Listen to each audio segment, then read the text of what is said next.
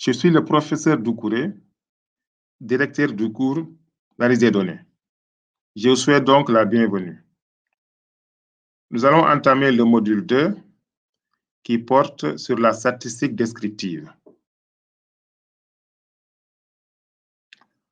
Bon, pour le contenu, nous verrons introduction, qu'est-ce que la statistique, recueillir l'information, variables statistiques et modalités, graphique de la variable étudiée, la statistique descriptive univariée et, en dernier lieu, les indices statistiques. Introduction. Chaque jour, le développement durable est conduit à prendre des décisions. Ces décisions dépendent de l'information recueillie en amont, de la compréhension, l'analyse et enfin, comment transformer l'information en action. Face à une inflation d'informations chiffrées, le développement doit pouvoir disposer d'outils et de méthodes performants d'aide à la décision. La statistique s'inscrit dans cette perspective. Petit 1, qu'est-ce que la statistique? Une définition, qui n'est pas la seule. La statistique est la science qui a pour objet de recueillir un ensemble de données numériques relatives à tel ou tel phénomène et d'exploiter ces données pour établir des relations de causalité. Pour recueillir l'information. L'information est la matière première de la statistique. Il est donc nécessaire de la collecter soigneusement. De 1, comment définir la population? La population est tout simplement l'ensemble sur lequel on recueille les données. Elle est notée grand oméga. Un individu ou unité statistique, l'élément de la population. Il peut désigner soit une personne, un planificateur ou un objet, une entreprise. Cardinal de oméga est le nombre d'éléments de la population. Il est souvent trop grand, ce qui fait qu'on ne peut pas réaliser toutes les mesures souhaitées dans la pratique. Donc, dans la pratique, comme je disais, on considère un sous-échantillon de la population. Et cardinal de E est appelé taille de l'échantillon. Donc, en résumé, un échantillon est tout simplement un groupe d'individus sur la population. Maintenant, comment construire un échantillon?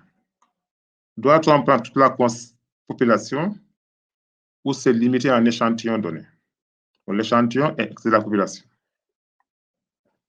Dans l'idéal, on doit considérer toute la population. Cependant, il n'est pas possible de faire ça pour des contraintes de temps et d'argent. Pour la raison, souvent dans la pratique, on doit faire un sondage, c'est-à-dire construire un échantillon. Pour faire un sondage, on a deux méthodes en pratique, les méthodes empiriques ou sondage raisonné et les méthodes aléatoires, on dit aussi les méthodes probabilistes. 3. Variables statistiques et modalités. Variable statistique. Une variable statistique ou caractère est tout simplement un aspect particulier d'un individu. Donnons quelques exemples de variables statistiques ou caractères: l'âge, la catégorie socio-professionnelle, le sexe, la situation matrimoniale, etc. 3.2. La notion de modalité. Une modalité est les différentes valeurs que prend le caractère sur la population. Il y a quelques exemples de modalités. Prenons l'exemple du groupe sanguin qui a 8 modalités: A plus A moins, B plus B moins, O plus O moins, A plus AB moins. Donc là, on a des exemples de caractères qui sont indiqués à l'écran. 3.3, pardon, variables qualitatives et variables quantitatives. Dans la pratique, on distingue les variables qualitatives et variables quantitatives. Une variable qualitative est une variable qui est associée à un caractère qui n'est pas mesurable. Donc, ces modalités ne sont pas numériques.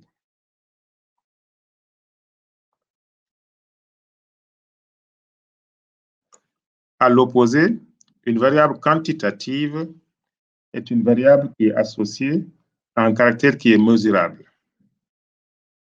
C'est-à-dire, on peut le mesurer ou le compter. À chaque modalité, associer un nombre, c'est-à-dire une valeur chiffrée. On peut ainsi effectuer des opérations sur un tel caractère. Les opérations peuvent être une addition, une multiplication, une soustraction, une division, etc. 3.4. Variables qualitatives, nominales ou ordinales.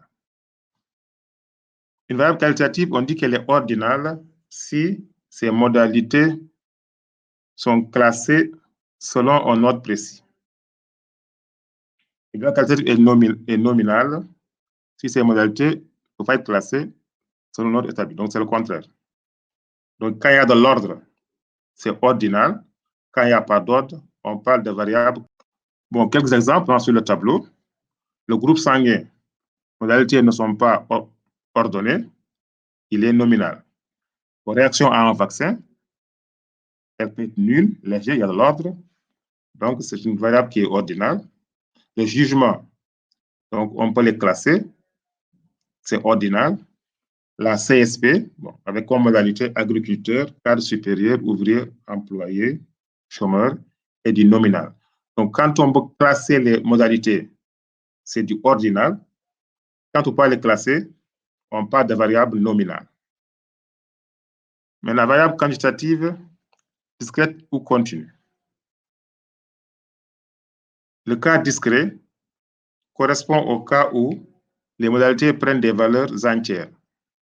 Souvent, c'est des variables de comptage, comme le nombre d'enfants, nombre de pièces, etc. Il va être quantitative discrète lorsque ces modalités prennent des valeurs entières, c'est-à-dire des valeurs non décimales.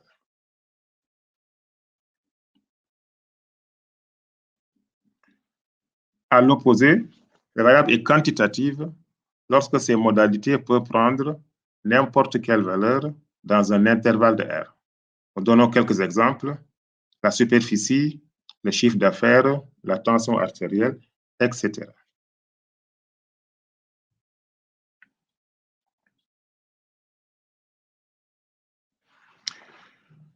Maintenant, le point 4, on passe au graphique. Donc, quels sont les graphiques qui sont associés aux différents types de caractères? D'abord, graphique associé à une variable qualitative. On en cite deux, c'est des graphiques circulaires ou les graphiques en bande.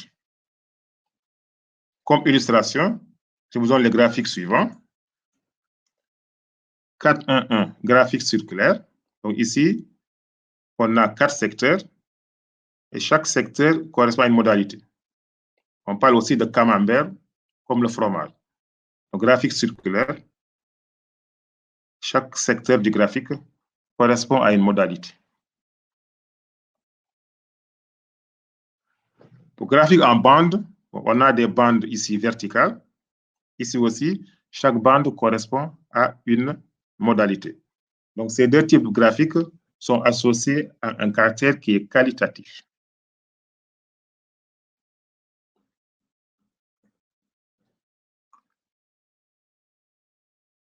Maintenant, graphique associé à une variable qui est quantitative. Ici, on va distinguer deux types de graphiques, le diagramme en bâton ou la notion d'histogramme. Donc, ces deux graphiques sont associés à une variable qui est quantitative, discrète ou continue. Bon, pour le diagramme en bâton, ici aussi, bon, on a des bâtons qui sont verticaux et chaque bâton vertical correspond à une modalité. Donc, ici, on a en axis les variables du caractère et en ordonnée, on a l'effectif.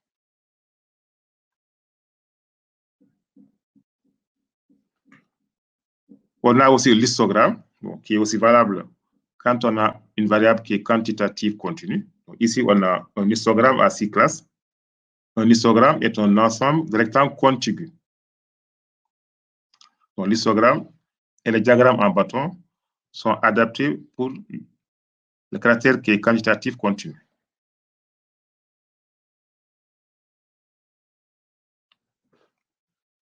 Au point 5, comment décrire une variable? La statistique descriptive univariée.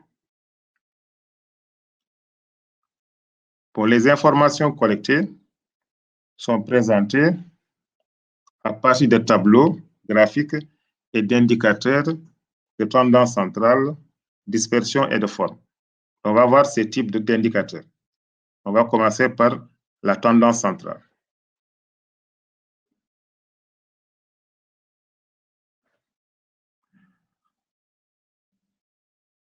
Donc, tendance centrale, on a 3 types de caractéristiques qui sont les moyennes, nous verrons 4 moyennes, les quantiles et le mode.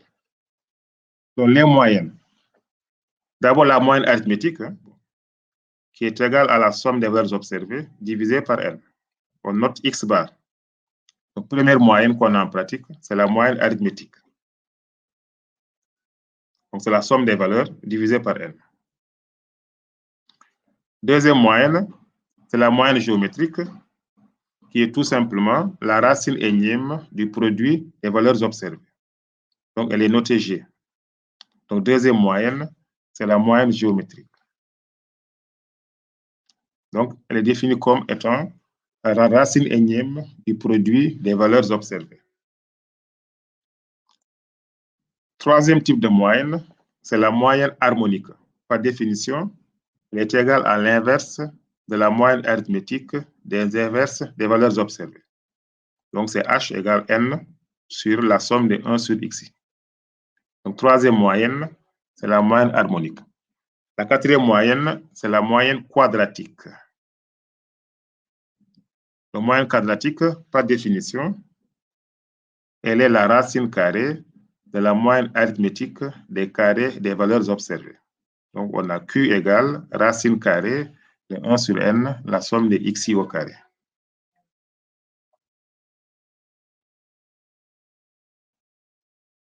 Bon, voilà les formules. 5.1.2, la notion de quantile. Dans les quantiles, il faut distinguer les quartiles, les déciles et les centiles. D'abord, c'est quoi un quantile? Un quantile qui est noté QI est la valeur XI du caractère tel que alpha % des valeurs observées soit inférieur strictement à XI. D'abord, les quartiles. On a 3 types de quartiles qui distinguent la série en 4 de même taille. On a Q1, Q2, Q3. Donc, on a 3 quartiles dans la pratique.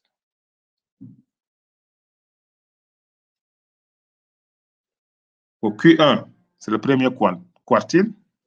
25% d'observations sont plus petits que le premier quartile. Q2, c'est le deuxième quartile. On l'appelle aussi la médiane. 50% des observations sont plus petites que la médiane. Q3, c'est le troisième quartile, ce qui signifie que 75% des observations sont inférieures à Q3. Donc, on a 3 quartiles qui sont notés Q1, Q2, Q3.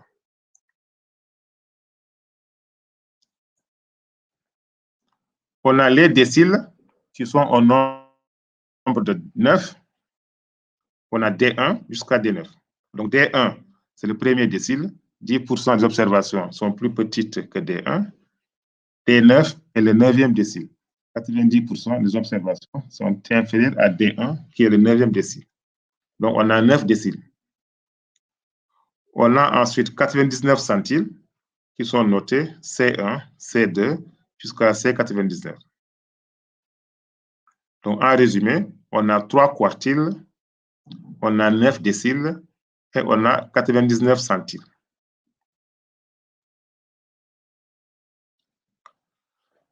« 5.1.3, la notion de mode.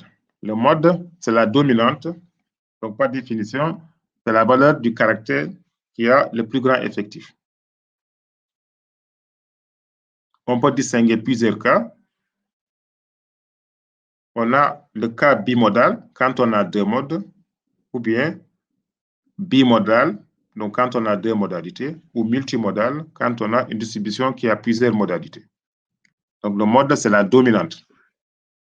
Il mesure le cas le plus fréquent dans la distribution.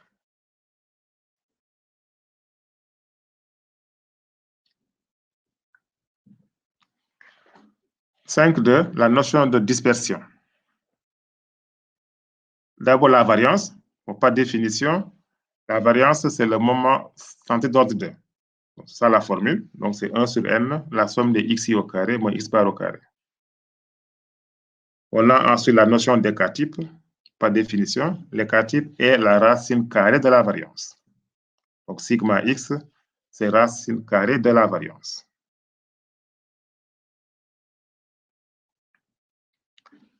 L'écart-type noté sigma mesure la dispersion absolue.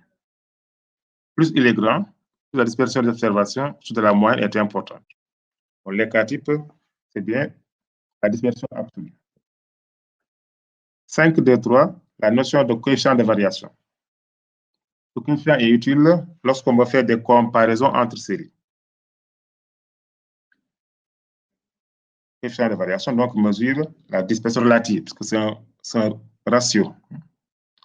Donc, par définition, c'est l'écart-type divisé par la moyenne. Dans la pratique, on le compare à 30%. Quand il est plus petit que 30%, on parle de distribution homogène. Dans le cas contraire, on parle de distribution qui est hétérogène. Donc, quand le CV est faible, la distribution est homogène, et quand le CV est grand, la distribution est hétérogène. C'est-à-dire la dispersion relative est forte.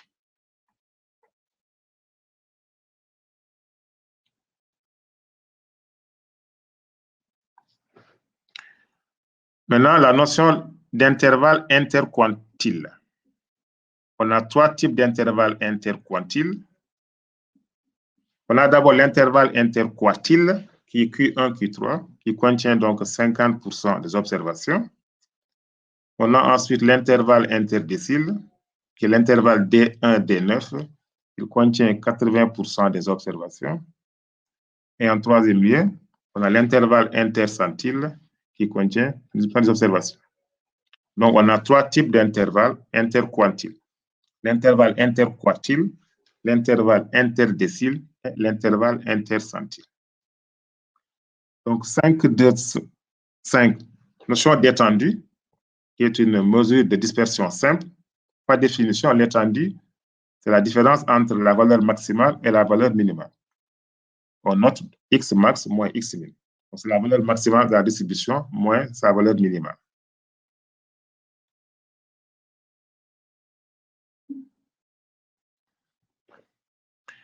Maintenant, la notion de forme. On va distinguer deux types de caractéristiques, la dissymétrie et la notion d'aplatissement. Donc, 5.3.1, la dissymétrie. Par définition, le coefficient de Fisher est, donc c'est le moment centré d'ordre 3 sur l'écart-type au cube. Ce logiciel, on l'appelle le skewness. La notion de dissymétrie, on dit aussi asymétrie. Le logiciel, c'est le skewness.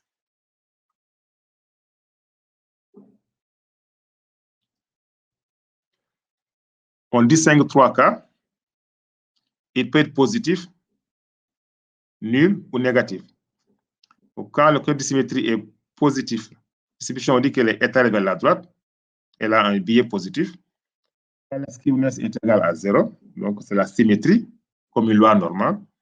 Et quand il est négatif, la distribution, on dit qu'elle a un biais négatif, ou bien elle est étalée vers la gauche. Donc, on distingue trois cas. Donc, positif, on dit biais positif. Quand il vaut 0, c'est la symétrie. Et quand il est négatif, on dit que le biais est négatif. Donc, ça, c'est la forme d'une distribution.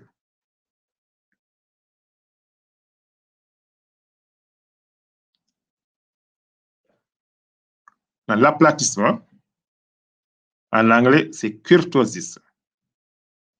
Par définition, c'est le moment centré d'ordre 4 sur l'écart à la puissance 4. Donc, K, comme kurtosis, c'est mu 4 sur sigma à la puissance 4. Dans la pratique, il est comparé à la valeur 3. Pourquoi? 3 correspond au cas d'une variable qui est normale.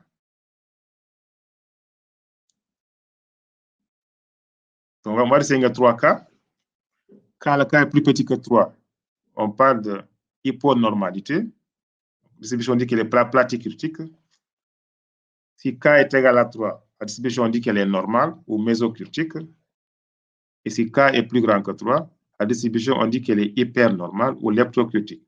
Cette notion, elle sert beaucoup en médecine, notamment sur la tension artérielle. Une tension hyponormale, une tension normale ou une tension hypernormale. Cette notion sert beaucoup en finance aussi. Bon, les séries financières sont souvent leptocritiques. Bon, ça, nous le verrons en économétrie. Donc, 3 cas, plus petit que 3, c'est hyponormal. Si K égale 3, c'est la normalité. Si K est plus grand que 3, c'est l'hypernormalité. On dit aussi leptocritique.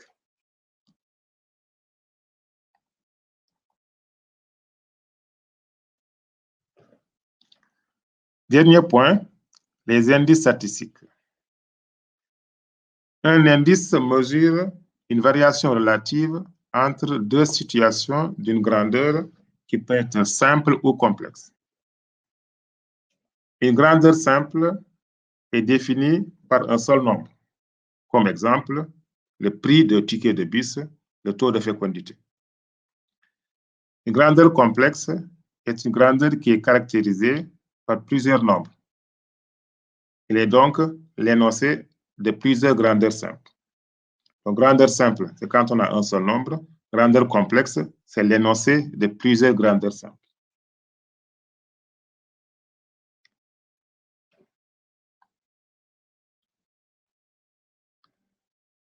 Bon, exemple grandeur complexe, bon, production industrielle, exportation, etc.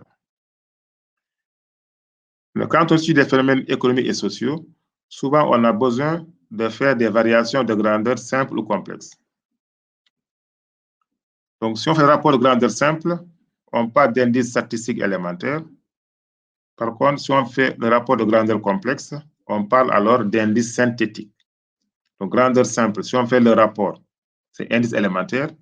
Grandeur complexe, si on fait le rapport, on parlera d'indice synthétique.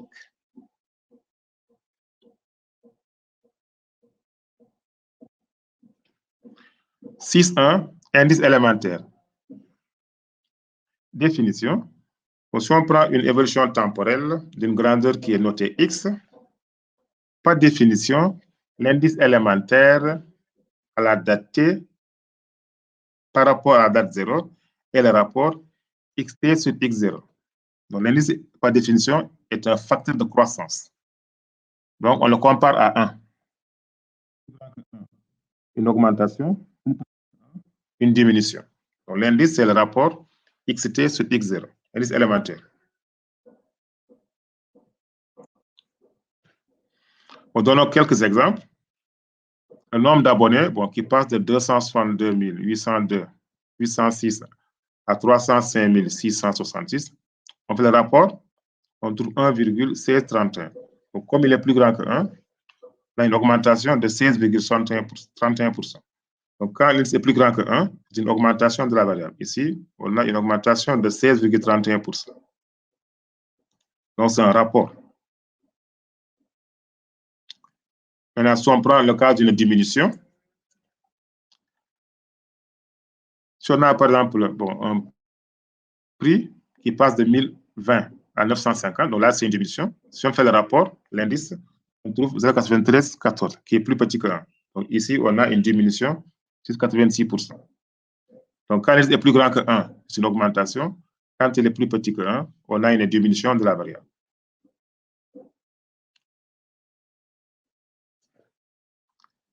Propriété, l'indice élémentaire, on a deux propriétés, la réversibilité et la circularité. On dit la transitivité.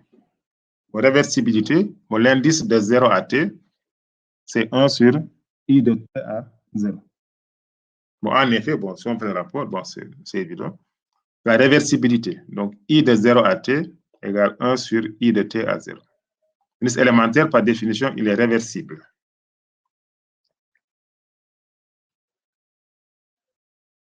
L'indice élémentaire est aussi circulaire. La notion de transitivité. Donc, on a I de t par rapport à 0 est égal à I de t par rapport à t étoile multiplié par I de t étoile à t0. C'est la notion de circularité ou la transitivité. Cette propriété, bon, on peut comparer des dates 0 à t, 0 à t étoile et aussi t et t étoile. Par définition, donc on a I de t sur t étoile égale I de t par rapport à 0 sur I de t étoile par rapport à 0. Donc, deux notions fondamentales, la notion de réversibilité et celle de circularité. Maintenant, les indices synthétiques. Pour le plus souvent, en pratique, on suit des variations de grandeur complexe, comme les exportations, production industrielle, etc. Donc, ces grandeurs complexes sont composées d'un nombre plus ou moins grand de grandeurs simples. Maintenant, dans le cours, vous verrez, il y a trois formules d'indices synthétiques, les formules de Laspers, les formules de Pache et les formules de Fischer. Donc, dans le support de cours, vous pourrez voir toutes les définitions. Donc, je vous remercie. On se fait à la prochaine fois. Merci. À très bientôt.